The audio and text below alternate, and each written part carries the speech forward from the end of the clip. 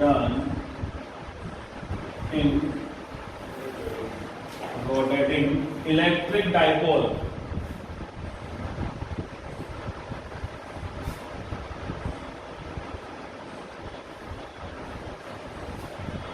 in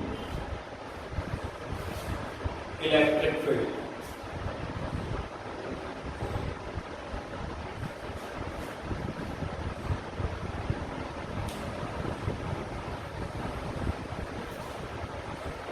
तो देखो work done क्या होता है? वर्क डन हम जानते हैं कि वे फोर्स मल्टीप्लाई बाय डिस्प्लेसमेंट होता है या डिस्टेंस हो सकता है, जो भी हम लेना चाहें। लेकिन यहां पर तो रोटेट करा रहे हैं, और रोटेट करा रहे हैं तो वर्क इक्वल्स टू टॉर्क। क्या होगा भाई? Multiply by displacement. अब डिस्प्लेसमेंट भी कौन सा होगा? रोटेशन हो रहा है एंगुलर, तो यानी कि यहां पर डिस्प्लेसमेंट कौन सा आएगा भाई? Angular displacement. तो वर्क का फॉर्मूला ये हुआ है कि वर्क हम निकालेंगे, कैसे निकालेंगे? Torque multiply by angular displacement. तो पहली कंडीशन तो भाई कि भाई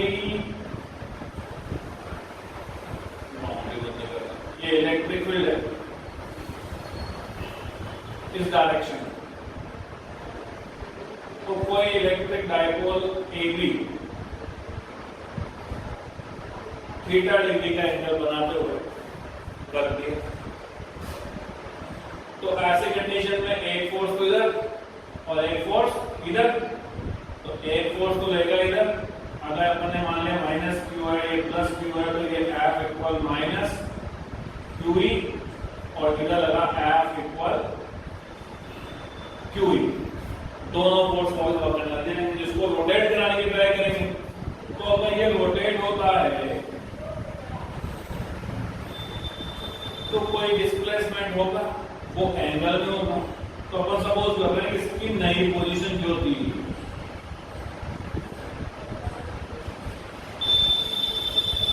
ये होगी नई पोजीशन, यानी कि इसमें डिस्प्लेसमेंट जो आया थीटा में, वो मान लेते हैं कितना आ गया कि पहले तो यहां से एंगल बन रहा था, अब ये एंगल यहां तक पहुंच गया, यानी कितना बढ़ गया? D theta. कितना मान लेंगे? डी थीटा बढ़ गया। और फोर्स जो है ही सही, वो तो कुछ कर नहीं सकते। तो हमें क्या निकालना है? टॉर्क। तो टॉर्क हम निकाल के आए कि टॉर्क क्या होता है। टॉर्क का फॉर्मूला क्या निकाला हमने? PE sin थीटा, और साथ में क्या लगा देना है? डी थीटा डिस्प्लेसमेंट, कि कहां से कहां तक घुमाया, कि हमने थीटा 1 से लेकर थीटा 2 तक हमने घुमाया है। तो ऐसी कंडीशन में इसका इंटीग्रेशन किया जाए। अगर बड़े से छोटे में आ रहे हैं तो डिफरेंशिएशन, छोटे से बड़े में जा रहे हैं तो इंटीग्रेशन। हमने कहा है कि यहाँ पे हम घुमा रहे हैं छोटा सा डी थीटा, अब हमने कहा कि कहां से कहां तक घुमाना है? कि थीटा 1 से लेकर थीटा 2 घुमाना है। कहीं से कितने 90 से लेकर 180 तक घुमाना है, कहीं कितने 0 से लेकर 90 तक घुमाना है। तो दोनों इक्वल हो गया बस, थीटा 1 और थीटा 2। तो पहले तो इसमें रामायण लिया हम, उसके बाद डिराइवेशन कर लेंगे। Let us suppose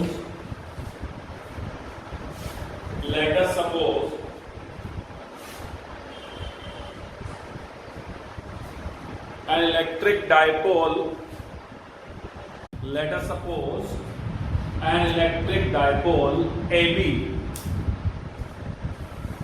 is placed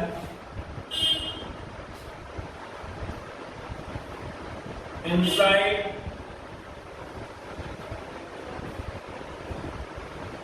an uniform electric field E.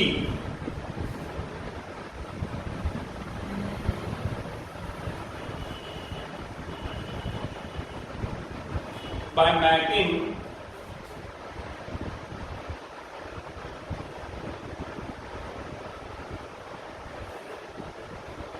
theta 1 angle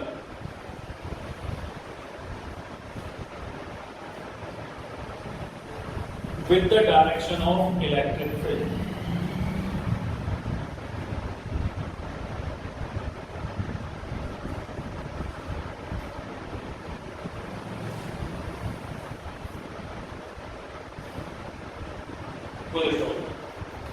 Now we will provide a small displacement या बी को हटा दो, नॉर्मली हमने रख दिया लेकिन मैंने दूसरे लगने वाला है तो लिख लें ड्यू टू, इसको डालो बी बिल को, due to electric force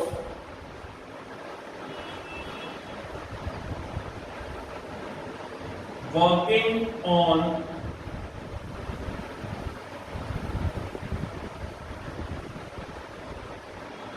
dipole. तो वर्किंग क्या है, कोमा लगाना है, डायपोल के बाद कोमा लगाना है। It rotates,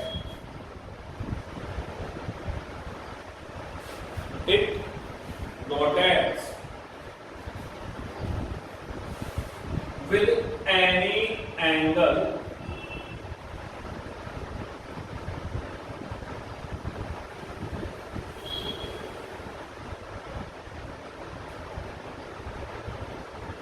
now its position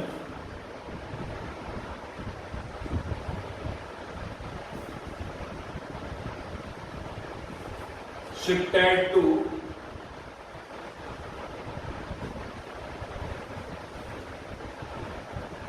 A dash B dash,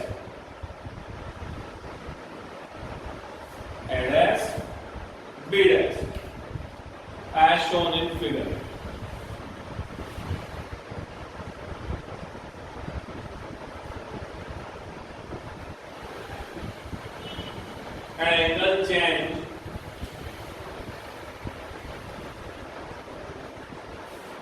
An angle change to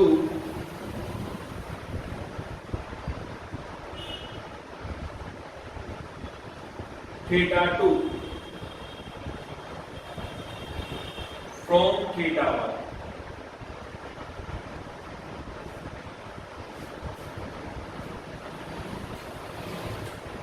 Full stop लगा।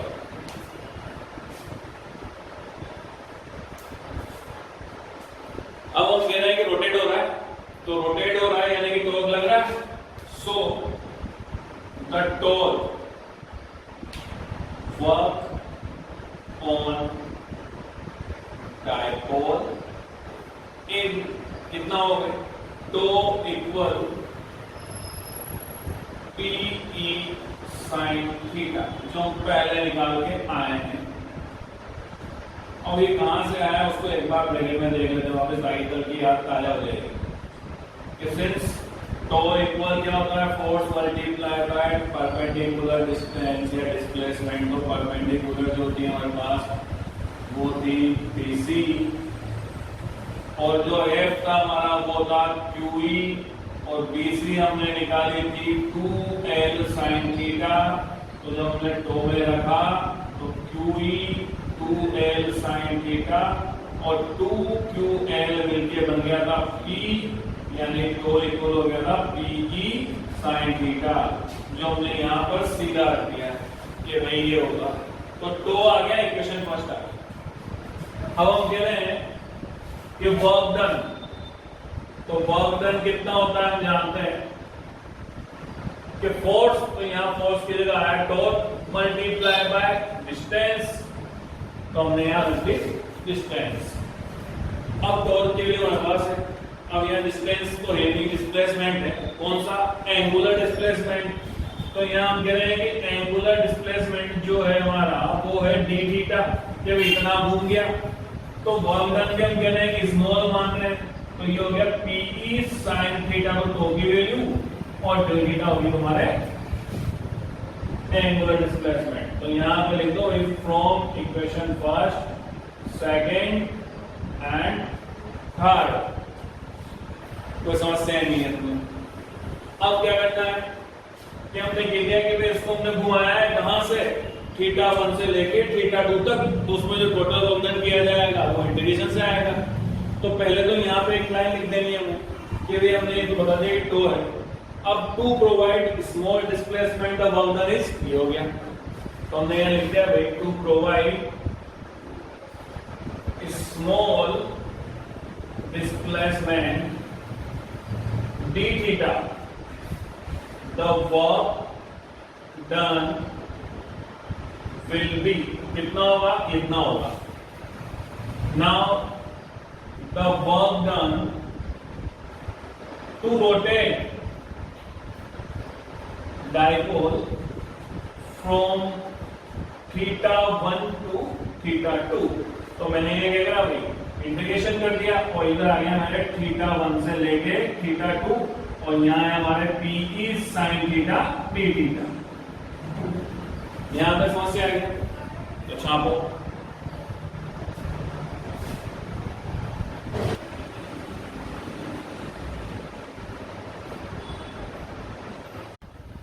तो अब क्या करेंगे इसका इंटीग्रेशन। तो ये तो हो गया dw और इधर की बात कर रहे हैं तो इधर PE कांस्टेंट और बचा केवल sin थीटा जिसका करना है इंटीग्रेशन। और sin थीटा का इंटीग्रेशन होता है cos थीटा, वो भी माइनस का। तो वही dw इक्वल आ गया PE माइनस cos थीटा और θ1 से θ2। तो dw equal PE minus cos θ2 minus cos θ1। Upper limit minus lower limit और ये हो गया PE minus cos θ2 minus plus cos θ1। तो dw सॉरी w है ना, हम इंटीग्रेशन नहीं करते अपन, w है। w इक्वल हमारे पास आ गया PE, इसको आगे ले लो, इसको पीछे cos θ1 माइनस cos θ2। अब केवल क्या लगाना है, कंडीशन लगानी है कि θ1 इतना होगा तो θ2 कितना होगा। तो हमने किया कि भाई if θ1 equals θ and θ2 equals to 90 degree, तो ऐसी कंडीशन में क्या हो जाएगा, W equal PE cos theta minus cos 90 और cos 90 की वैल्यू होती है 0, तो ये केवल बच गया PE cos थीटा। यानी किसी एंगल थीटा से 90 डिग्री तक अगर हमने घुमाया है तो वर्णन क्या होगा, 0 होगा। उस पर ये होगा PE cos थीटा। अब cos को डॉट लगा देंगे, P डॉट E, ये आ गया हमारे वर्णन। अब इसमें एक केस और ले सकते हैं कि भाई 0 डिग्री से घुमाया, if θ1 equals to 0 degree and θ2 equals to 180 degree ले लेते हैं, या पहले 90 तक घुमाते हैं। तो ऐसी कंडीशन में W equal PE cos 0 minus cos 90 यहीं से रख रहे हैं, तो PE cos 0 1 हो गया और 90 हो गया 0, तो कितना आ गया W इक्वल PE। और एक केस में अगर चाहे तो हम 180 भी कर सकते हैं, कुछ भी ले सकते हैं। शाम तक